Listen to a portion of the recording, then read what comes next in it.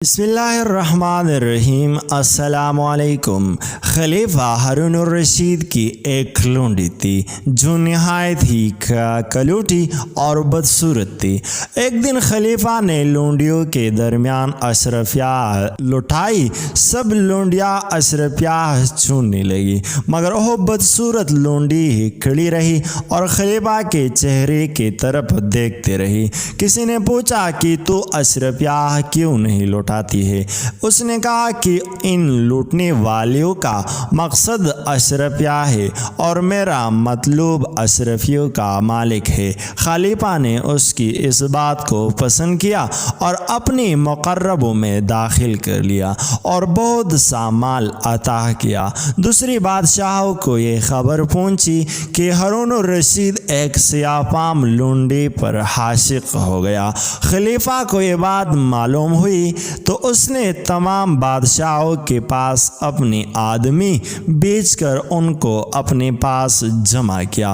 اس کے بعد سب لونڈیوں کی حاضری کا حکم دیا اور ہر لونڈی کو یاقوت کا ایک ایک پیالہ دیکھ کر حکم دیا، اسے زمین پر پھینک دو۔ سب لونڈیاں پیالے کو پھینکنے سے باز رہی، مگر اس سیاہ لونڈی نے پیالے کو زمین پر پٹخ دیا، جس سے وہ چور چور ہو گیا۔ اس کے بعد خلیفہ نے حاضرینی مجلس سے فرمایا، اس لونڈی کو دیکھو، اس کا چہرہ تو بہت ہی بدنما ہے، مگر اس کا کام نہایت ہی عمدہ اور پسندیدہ ہے۔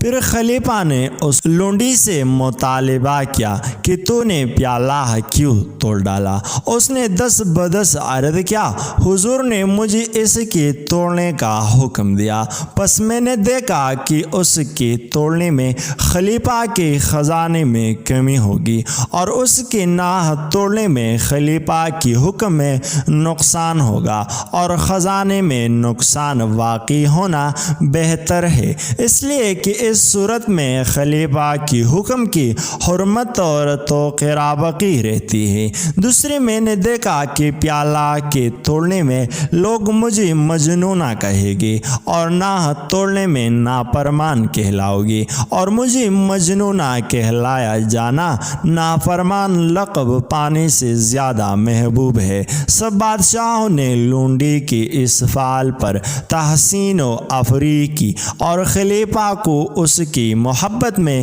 معذور رکھا۔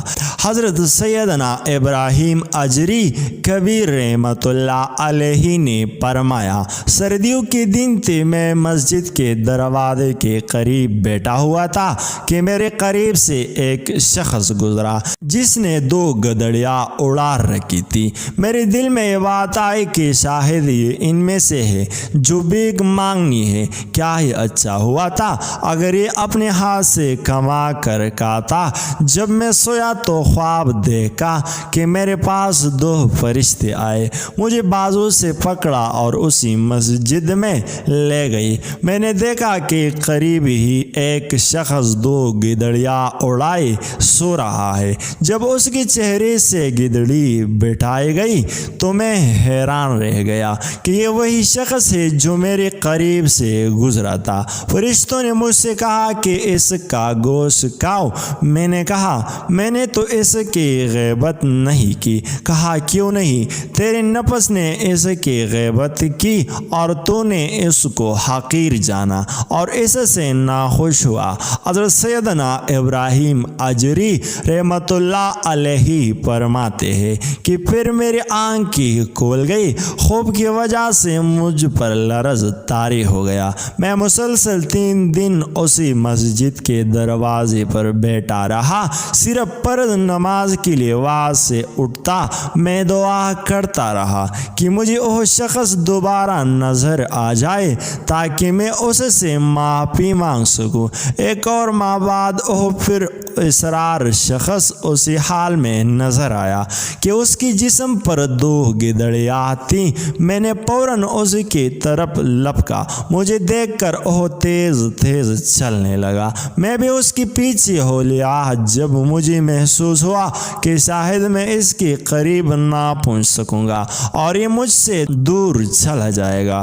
تو میں نے کہا اے اللہ کے بندے، میں تجھ سے کچھ بات کرنا چاہتا ہوں۔ اس نے کہا اے ابراہیم، کیا تم بھی ان لوگوں میں سے ہو جو دل کے ذریعے مومنوں کی غیبت کرتے ہیں؟ حضرت سیدنا ابراہیم کبیر رحمۃ اللہ علیہ فرماتے ہیں کہ اس کی بات سن کر میں بے ہوش ہو کر گر پڑا۔ جب افاقہ ہوا تو وہ شخص میرے سرہانے کھڑا تھا۔ اس نے کہا کیا دوبارہ ایسا کرو گے؟ میں نے کہا نہیں، اب کبھی بھی ایسا نہیں کروں گا۔ پھر پراسرار شخص میرے نظروں سے اوجھل ہو گیا اور دوبارہ کبھی نظر نہیں آیا۔ اگر ویڈیو اچھی لگی ہے تو ہمارے اس چینل کو سبسکرائب کیجئے اور ساتھ ہی میں بھی بیل آئیکن کو دبا دیجئے تاکہ ہمارے ہر نیو آنے والی ویڈیو آپ کو بروقت پہنچے۔ شکریہ۔